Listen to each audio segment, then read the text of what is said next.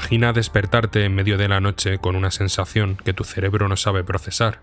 No es dolor, no es miedo, al menos no todavía. Es silencio.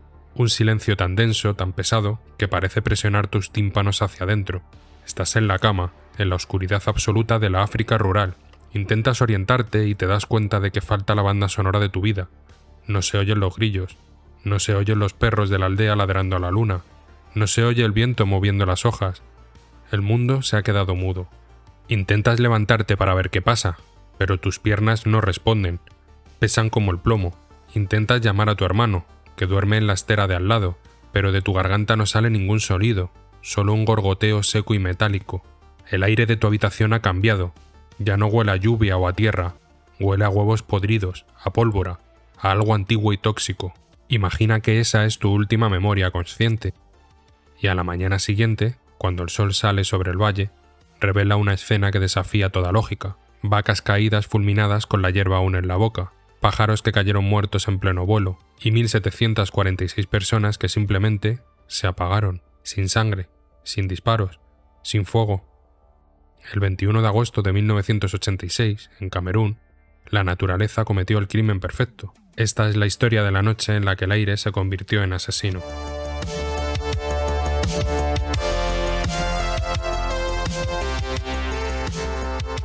Para comprender la magnitud de esta tragedia, tenemos que situarnos en el escenario.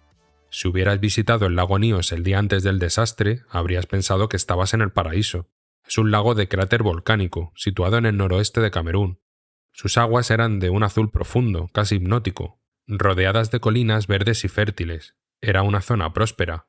Los aldeanos cultivaban maíz, plátanos y criaban un ganado excelente gracias a los pastos ricos en minerales volcánicos.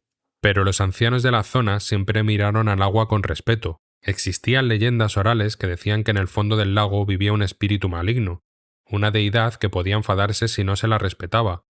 Curiosamente, como ocurre a menudo en nuestro programa, el folclore no era solo fantasía, era una advertencia geológica codificada en forma de mito.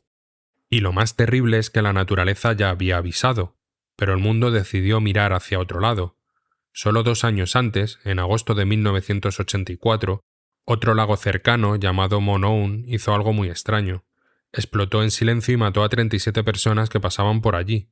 Los cuerpos aparecieron con lesiones extrañas en la piel. Las autoridades, confundidas, barajaron la hipótesis del ataque químico, terrorismo o vandalismo político local. Nadie conectó los puntos. Nadie miró al agua como verdadero sospechoso. Si la ciencia hubiera prestado atención a esos 37 muertos del lago Monoun, quizá las 1700 personas de Níos seguirían vivas hoy, pero la señal fue ignorada. Ese jueves 21 de agosto de 1986 había sido un día feliz en Níos, era día de mercado. Gente de todos los valles cercanos había bajado a vender sus cosechas. Las aldeas estaban más llenas de lo habitual. Se cocinó tarde, se rió, se bebió vino de palma, y alrededor de las 9 de la noche, bajo un cielo despejado, las familias se fueron a dormir. La seguridad era total.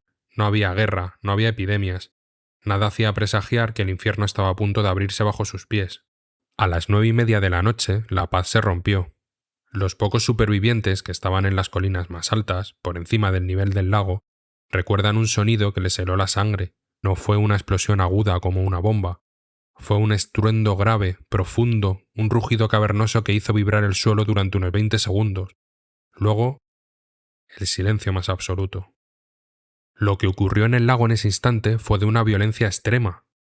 Aunque era de noche, la explosión de gas fue tan brutal que generó una ola interna dentro del cráter. Una ola de más de 20 metros de altura se levantó dentro del lago, golpeando las paredes de roca y arrancando árboles centenarios de raíz, arrastrándolos hacia el agua. El lago no solo suspiró, rugió con la fuerza de una presa reventada. De esa violencia nació una nube. Una masa blanca y densa emergió del agua, pero la física de esta nube fue la que sentenció a muerte al valle. Al ser más pesada que el aire, no subió hacia el cielo. Se comportó como un río de mercurio. Se derramó por el borde del cráter y bajó por la ladera a gran velocidad, buscando las zonas más bajas. Primero golpeó la aldea de Níos. Nadie tuvo oportunidad. Las casas se llenaron de ese aire invisible que no alimentaba los pulmones. En la oscuridad total no hubo gritos de larga duración. Solo algún intento de incorporarse, algún movimiento reflejo. Y luego nada.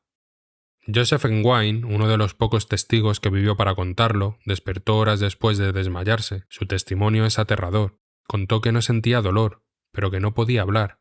Estaba confuso, como borracho. Quiso gritar para llamar a su hija, pero su voz no existía.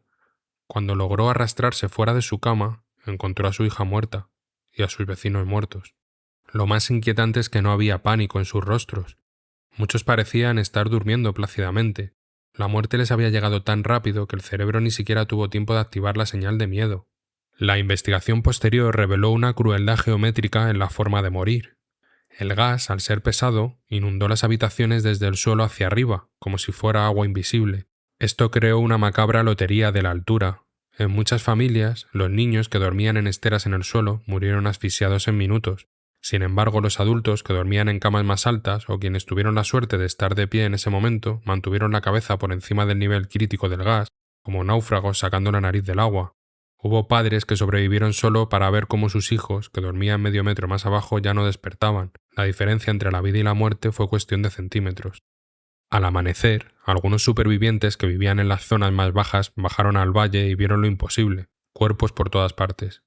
Pero había detalles que hacían la escena surrealista. No había moscas. En el clima tropical los insectos acuden a los cuerpos en minutos, pero aquí hasta las moscas, las avispas y los escarabajos habían caído muertos sobre la piel de las víctimas. La aniquilación biológica era casi total en las zonas más bajas. En algunos puntos, hasta 25 kilómetros alrededor del lago, cualquier cosa que respirara oxígeno había caído. Cuando la noticia llegó al gobierno y al mundo, el pánico se apoderó de Camerún. Las primeras teorías fueron conspiranoicas. Se habló de un ataque químico, de una bomba de neutrones secreta aprobada por potencias extranjeras. Los médicos estaban confundidos. Muchos supervivientes presentaban ampollas y lesiones en la piel, lo que sugería quemaduras químicas o radiación. Pero cuando los científicos internacionales llegaron a la orilla del lago, vieron la firma del verdadero culpable. El lago azul cristalino había desaparecido. En su lugar, había una masa de agua de color rojo sangre oscuro, casi marrón. El nivel del agua había bajado más de 1 metro de golpe. La ciencia forense geológica unió las piezas. El color rojo no era sangre, era hierro oxidado del fondo que había subido a la superficie. El lago Níos es lo que se llama un lago memomíctico. Sus capas de agua no se mezclan fácilmente. Es como una botella de champán gigante y cerrada a presión. En el fondo, una fuente volcánica inyecta dióxido de carbono constantemente. Durante siglos, ese gas se acumuló allí abajo, atrapado por la presión del agua. Esa noche, algo quitó el corcho. Un desplazamiento de tierras, un pequeño terremoto, una variación brusca de temperatura, algo rompió el equilibrio. El lago explotó, liberando de golpe cientos de miles de toneladas de CO2. Algunos estudios estiman que pudieron ser hasta 300.000 toneladas, una cantidad absurda de gas comprimido saliendo en cuestión de minutos. La nube desplazó el oxígeno del valle. Con el tiempo, los médicos y los geólogos revisaron también el misterio de las lesiones en la piel.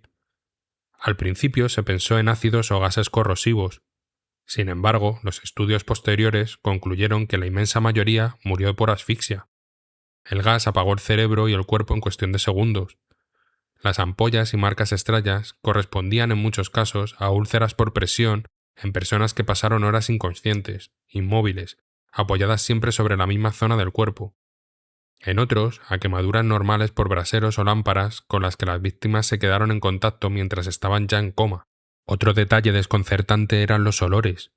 Varios supervivientes hablaron de huevos podridos o pólvora. Lo inquietante es que el dióxido de carbono en realidad no tiene olor. A concentraciones muy altas puede provocar mareos, confusión y lo que se llaman alucinaciones olfativas. El cerebro inventa un olor para intentar darle sentido a un gas invisible que te está apagando por dentro. El misterio se volvía de nuevo mucho más humano y mucho más frío. El desastre de Níos fue una lección de anatomía planetaria aprendida con sangre. Hoy el lago tiene instaladas unas tuberías especiales, órganos artificiales que bombean el gas del fondo creando un geyser perpetuo para evitar que la presión vuelva a ser letal. Hemos puesto un respirador artificial al volcán. Pero la historia no termina aquí, porque Níos tiene un hermano mayor. A unos 1.500 kilómetros al sureste, en la frontera entre Ruanda y la República Democrática del Congo, se encuentra el lago Kivu. Kivu funciona con la misma mecánica mortal que Níos, pero es muchísimo más grande, y lo que es peor, en sus orillas no viven unos pocos miles de agricultores. En las orillas de Kivu viven alrededor de 2 millones de personas. Ciudades enteras como Goma se asientan sobre la zona de peligro. Los científicos monitorizan el lago día y noche, porque saben que una erupción límnica en Kivu no mataría a 1.700 personas. Podría matar a cientos de miles, incluso a millones. En cierto modo, seguimos viviendo sentados sobre la mayor bomba de gas natural del planeta, esperando que el corcho aguante un día más. El caso del lago Nyos obligó a reescribir los libros de geología y de gestión de riesgos. Nyos nos recuerda que a veces el asesino no tiene rostro humano ni huellas dactilares. A veces el asesino es un proceso natural al que no estábamos prestando atención. Dibujamos fronteras, instalamos sensores, enviamos satélites al espacio y escribimos leyes para mantener el control. Pero la catástrofe de Nyos nos pone frente a algo mucho más primitivo. La sensación de que el suelo bajo nuestros pies no es tan sólido como creemos. Vivimos sobre una roca que flota en el espacio. Una roca que está viva por dentro, que respira, que acumula gases, presiones y tensiones, y que no tiene en cuenta nuestros deseos. Nos creemos propietarios de la casa, cuando en realidad solo somos inquilinos ruidosos que no saben dónde están las tuberías maestras. Esa noche en Camerún, el planeta nos recordó su indiferencia. La naturaleza no firmó ningún contrato de paz con nosotros, simplemente coexistimos en una tregua frágil. Aceptamos esa vulnerabilidad cada vez que cerramos los ojos para dormir, confiando en que el aire seguirá siendo respirable al despertar. Si esta historia te ha hecho cuestionar la solidez del suelo que pisas, espera a ver lo que tenemos preparado. Suscríbete y activa la campana, porque el martes viajamos a Japón para conocer otro tipo de terror invisible. Una organización criminal que no necesitó bombas ni pistolas para secuestrar a un país entero, sino que atacó donde más duele, envenenando los dulces de los niños. El caso del monstruo de las 21 caras. Os esperamos.